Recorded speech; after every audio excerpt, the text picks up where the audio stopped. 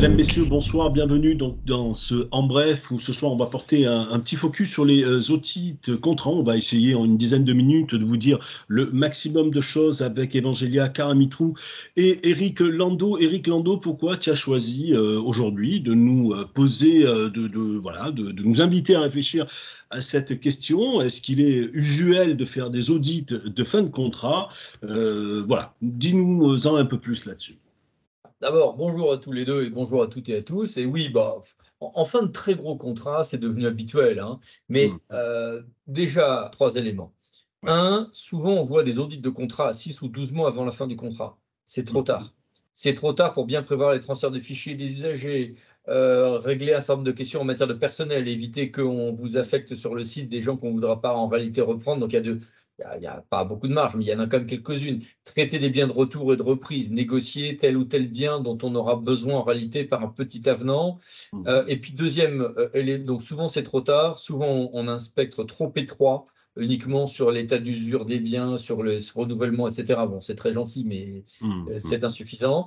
Et puis, bon, là je plaide pour ma paroisse, mais franchement, ça fait quand même plus de 30 ans que je suis agacé de voir des cabinets de conseil qui font du tout en un. Parce que, non, c'est un gamin de 35 ans, on sera jamais. Non, on va enlever le gamin de 35 ans. Non, parce qu'un consultant junior sera jamais, c'est pas possible, bon, et en ingénierie, et en finance, et en juridique, et en gestion de service, c'est pas possible. Donc, je crois vraiment qu'il y a besoin de plusieurs corps de métier. Très bien. Donc, il faut s'y prendre bien en avance. Mais à partir de quand et avec quelles astuces, Evangelia?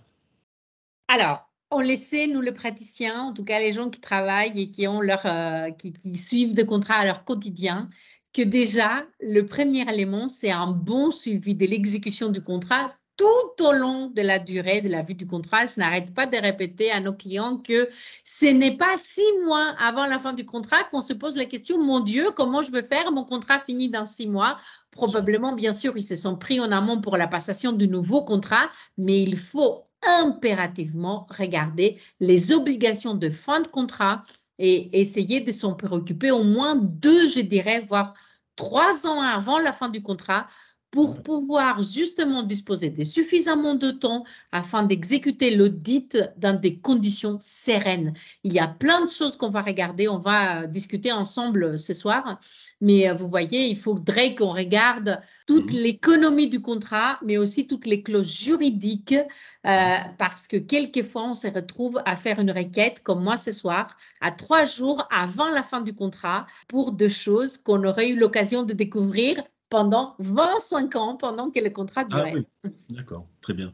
Non, ça paraît, 2-3 ans, ça paraît une durée en amont quand même assez importante. Les Oui, 3 ans vont se dérouler encore, malgré alors, ce travail très préparatoire. souvent, voilà, très souvent, Stéphane, il y aura besoin de faire un audit des installations afin de connaître précisément leur état. Ça, c'est le b.a.-ba. C'est-à-dire que nous avons un contrat de délégation de service public qui a probablement duré 10, 15, 20 ans, euh, mais on ne connaît pas exactement éventuellement l'état de nos installations. On va les récupérer et les délégataires, très probablement, vont nous demander une indemnisation. On appelle ça une indemnisation, on appelle ça une somme pour la valeur nette comptable des biens qui ne sont pas encore amortis, qu'on appelle donc des biens de retour.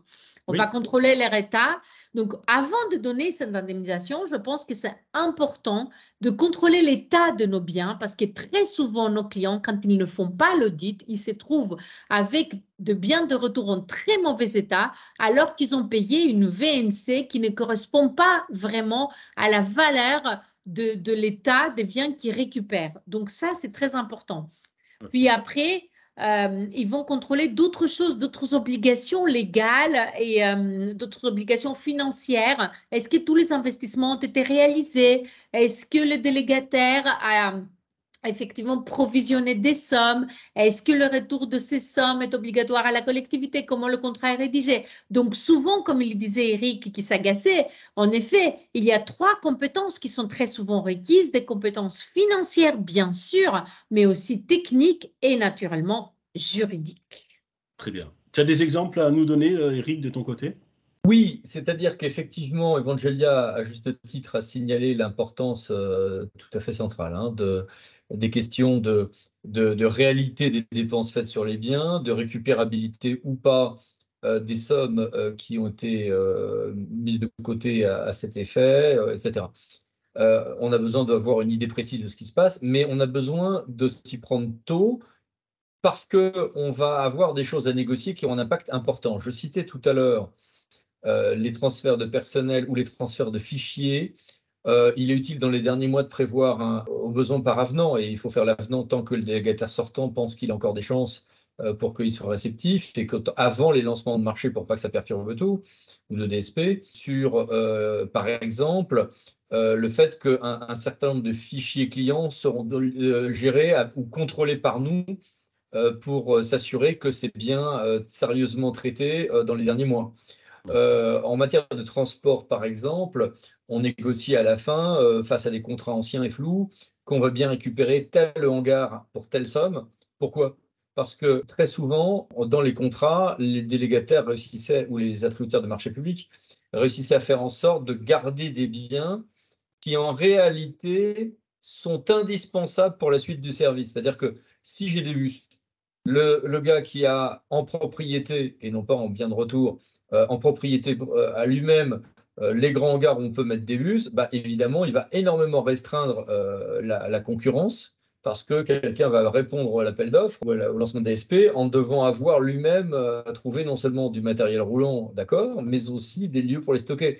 Donc, il faut désamorcer tout ce qui peut être future atteinte à la concurrence pour ouvrir à la concurrence. Donc, en matière de transport, ça sera récupérer des contrats, travailler sur des fichiers, travailler sur les fichiers des annonceurs, mais aussi récupérer, imposer qu'en bien de retour, on récupère tel ou tel bien.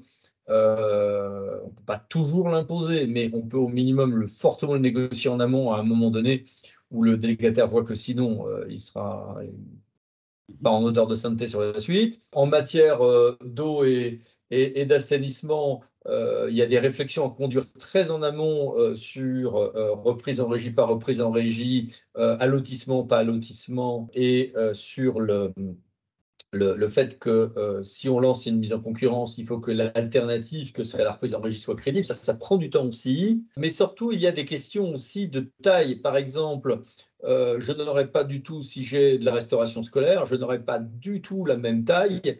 C'est le cas. Il faut le temps de penser à liaison froide, liaison chaude. Est-ce que je fais mes propres ateliers de préparation pour la restauration scolaire? Donc, du coup, est-ce que je travaille avec mes voisins pour créer un syndicat ou un groupement de commandes qui est maintenant possible en DSP? Et bon, bah, sur la restauration scolaire, ça prend au moins 6 mois de négo et c'est déterminant pour ce que vous allez faire ensuite, etc., etc., avec des vrais effets de seuil et d'économie d'échelle ou pas, selon comment ça a été fait. Tout ceci, bah, vous voyez, 2 ans, ça passe vite parce que c'est 1 an le temps de l'audit. Et après, ça y est, on est sur le temps du lancement. Sauf que du coup, dès la fin de l'audit, il faudra retravailler sur le point de savoir, notamment si on ne travaille pas avec ses voisins.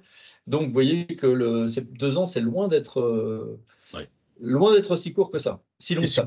6 mois, 1 an, l'expérience que vous avez d'avocat tous les Ouais. deux, j'imagine que voilà, ça rend les choses très complexes et ça repousse en quelque sorte les murs d'une grosse journée de travail que vous connaissez parfois.